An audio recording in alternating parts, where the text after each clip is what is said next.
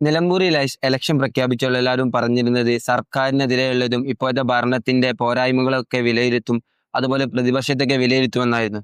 പക്ഷെ ഇലക്ഷൻ പ്രഖ്യാപിച്ചതിന് ശേഷം അവിടെ അങ്ങനത്തെ ഒന്നും ചർച്ചകൾ നടന്നില്ല എന്നും വർഗീയമായി പല പ്രസ്താവനകളും അതുപോലെ ചർച്ചകളാണ് നടന്നത്.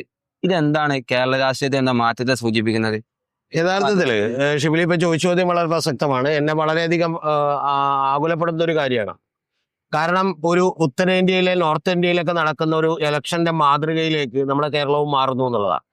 ഇതിനു മുമ്പൊക്കെ വരെ നടന്നിട്ടുള്ള ചില ഇലക്ഷനുകളിൽ, അതായത് ഇപ്പൊ തിരുവനന്തപുരത്തൊക്കെ നടന്നിട്ടുള്ള ഉപതെരഞ്ഞെടുപ്പിൽ, അതിലൊക്കെ മാത്രമാണ് ഇത്തരത്തിലുള്ള ഒരു വർഗീയ പ്രചരണം നമ്മൾ കണ്ടിട്ടുള്ളത്. പക്ഷെ ഇപ്പൊ അത് ആക്കം കൂടി വരികയാണെന്ന് ചുരുക്കം. അങ്ങനെ ആക്കം കൂടിയിട്ട് ഈ പ്രചരണം തുടങ്ങുമ്പോൾ ആദ്യം സംഭവിച്ചത് വെള്ളാപ്പള്ളി നടേശനാണ് ഇതിന്റെ പ്രചരണം ഉദ്ഘാടനം ചെയ്തത്. കാരണം മലപ്പുറം എന്ന് പറയുന്നത് അവിടെ ഈഴവർ ശ്വാസം മുട്ടി ജീവിക്കുകയാണ് എന്ന് പറയുന്ന ഒരു പ്രചരണം അദ്ദേഹം ആദ്യം കൊടുത്തു. അവിടെ നിന്ന് മുതൽ പിന്നീട് നമുക്കറിയാം കുറച്ചു സമയത്തേക്ക് PV അൻവറും UDF-ഉം അതുപോലെ ആര്യാ ഷൗക്കത്തിന്റെ സ്ഥാനാർത്ഥി നിർണയവുമൊക്കെ ഒരു ചർച്ചയായി വന്നു. ആ ആര്യാ ഷൗക്കത്തിന്റെ സ്ഥാനാർത്ഥി നിർണയം ചർച്ചയാകുമ്പോൾ പോലും യഥാർത്ഥത്തിൽ ഇപ്പൊ ജോയ് എന്ന് പറയുന്ന ഒരു സ്ഥാനാർത്ഥി വരണം, അതൊരു ക്രിസ്ത്യൻ കാൻഡിഡേറ്റിലാകണം എന്നൊക്കെ ഉള്ളത് കുറച്ചുകൂടി ഉറക്കെ പറയുന്ന അവസ്ഥയിലേക്ക് വന്നു. ഇപ്പൊ സാധാരണ നമ്മുടെ നാട്ടില് രാഷ്ട്രീയ പാർട്ടികളൊക്കെ തന്നെ ഒരു കാൻഡിഡേറ്റിനെയൊക്കെ തീരുമാനിക്കുമ്പോഴും പല തരത്തിലുള്ള ജാതിമത പരിഗണനകളും സോഷ്യൽ ഇക്വേഷൻസ് ഒക്കെ നോക്കാറുണ്ട്, ഇല്ലെന്നൊന്നുമില്ല. ചില അപൂർവമായിട്ടുള്ള അല്ലാത്ത സാഹചര്യങ്ങളൊക്കെ ഉണ്ട്. ഇപ്പൊ അമ്പലപ്പുഴയിൽ എസ്സലാം മത്സരിക്കുമ്പോൾ അവിടെ വലിയ തോതിൽ ഹിന്ദുക്കൾ കൂടുതലാണ്, ഈഴവർ കൂടുതലാണ്, പക്ഷെ അദ്ദേഹമാണ് അവിടെ ജയിക്കുന്നത്. അപ്പൊ അത്തരത്തിൽ നമ്മുടെ സ്റ്റേറ്റ് മൊത്തം അത്ര മോശമായിട്ടില്ല. പക്ഷെ നിലമ്പൂരിലെ പ്രചരണം എന്ന് പറയുന്നത് ഇത്തരത്തിൽ ജോയ് വരണം, ക്രിസ്ത്യൻ കാൻഡിഡേറ്റ് വരണം എന്ന നിലക്കുള്ള അഭിപ്രായ പ്രകടനങ്ങളൊക്കെ ഉണ്ട്. അത് പക്ഷെ ഒരു മലയോര കർഷകൻ എന്നുള്ള നിലക്കാണെങ്കിൽ കുഴപ്പമില്ല. പക്ഷെ അതിനപ്പുറത്തേക്ക് ഒരു ക്രിസ്ത്യൻ എന്നുള്ള നിലക്കുള്ള ഒരു ചർച്ചയൊക്കെ വന്നു. കാരണം വഖഫ് നിയമവുമായി ബന്ധപ്പെട്ടും മുൻപത്ത് നടക്കുന്ന പ്രക്ഷോഭവുമായി ബന്ധപ്പെട്ടും ഒക്കെ വന്നു.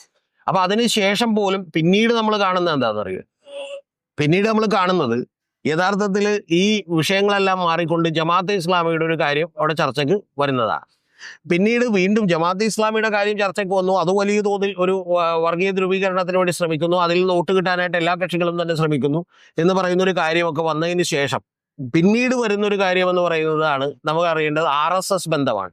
അപ്പൊ ഇത്തരത്തിൽ എല്ലാ വിഷയങ്ങളുടെയും ഒരു അടിസ്ഥാനം എന്ന് പറയുന്നത് മതമോ അല്ലെങ്കിൽ ജാതിയോ അത്തരത്തിലുള്ള സെഗ്മെന്റ് തിരിച്ചുള്ള ഒരു കാര്യങ്ങളൊക്കെയാണ്. ഇപ്പൊ അതിൽ അങ്ങനെയല്ലെന്ന് നമുക്ക് പറയാൻ കഴിയുന്നത് ജമാഅത്തെ ഇസ്ലാമിയാണ്. കാരണം ജമാഅത്തെ ഇസ്ലാമി കുറച്ചുകൂടി ഒരു തീവ്ര നിലപാടുകളുള്ള സംഘടനയാണ്. അവര് തീവ്ര നിലപാടുകൾ പുറത്തു പറയാറുള്ള സൗമ്യമായിട്ടൊക്കെയാണ് പറയുന്നതെങ്കിലും മതരാഷ്ട്രവാദം ഉന്നയിക്കുന്ന സംഘടനയാണ്. അപ്പൊ ഇത്തരത്തിലുള്ള കാര്യങ്ങളൊക്കെ തന്നെ ഉള്ളത് കൊണ്ടിട്ട് അവർ സ്വാഭാവികമായിട്ടും ഈ പറയുന്ന ഒരു ലെവലിലേക്കാണ് അവിടുത്തെ പ്രചരണം പോയത്. ഏറ്റവും വലിയ സങ്കടം എന്ന് വെച്ചാൽ അവിടുത്തെ അടിസ്ഥാനമായിട്ടുള്ള ജനകീയ പ്രശ്നങ്ങൾ ഒന്നും തന്നെ ചർച്ചയായില്ല, പകരം ഇത് മാത്രമാണ് ചർച്ചയായി. അത് നമ്മൾ നോർത്ത് ഇന്ത്യയിലേക്ക് കാണുന്ന പ്രചരണമാണ്. യഥാർത്ഥത്തിൽ കഴിഞ്ഞ തവണ ഉത്തർപ്രദേശിലൊക്കെ അവർ തോൽപ്പിച്ച പ്രചരണമാണ്. അവർ അയോധ്യ ചർച്ച ചെയ്തില്ല, പകരം അവർ അതിനേക്കാൾ വലിയ കാര്യങ്ങൾ ചർച്ച ചെയ്തുകൊണ്ടാണ് BJPക്ക് അവിടെ സീറ്റ് കുറഞ്ഞത്.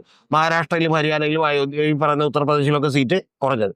അപ്പൊ അതിനെപ്പോലെ തന്നെയുള്ള ഒരു പ്രചരണത്തിലേക്ക് കേരളവും വന്നിരിക്കുന്നു എന്നുള്ളതാണ് ഏറ്റവും ദുരന്തമായിട്ടുള്ള കാര്യം. ഇത് കാണിക്കുന്നത് 2026-ലും ഇതുപോലെ ഒരു പ്രചാരണത്തിലേക്കാണോ?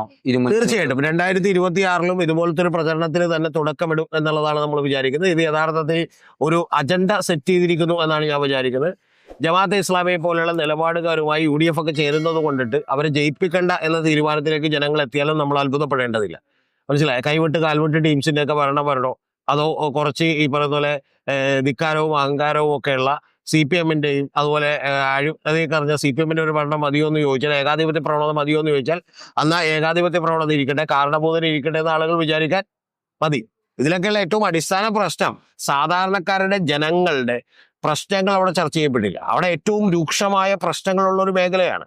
അതാണ് ഏറ്റവും പ്രധാനപ്പെട്ട കാര്യം. അതിലൊന്ന് നമുക്കറിയാലോ, ഇപ്പോൾ വന്യമൃഗ ആക്രമണമാണ്, അവിടെ നിരവധി ആളുകൾ കൊല്ലപ്പെട്ടുകൊണ്ടിരിക്കുകയാണ്, അവരുടെ കൃഷി നശിച്ചുകൊണ്ടിരിക്കുകയാണ്. അപ്പൊ ഇത്തരം കാര്യങ്ങളൊക്കെ ഉള്ളത് കൊണ്ട് തന്നെ സ്വാഭാവികമായിട്ടും ഇത്തരം കാര്യങ്ങളൊന്നും ചർച്ച ചെയ്യപ്പെടാത്ത ഒരു ഇലക്ഷന്റെ വലിയ തോതിലുള്ള ദുരന്തമാണ് അവിടെ സംഭവിച്ചിട്ടുള്ളത്. ഇത് കേരളത്തെ കുറച്ചുകൂടി വിഭാഗീയമാക്കാൻ മാത്രമേ സഹായിച്ചിട്ടുള്ളൂ.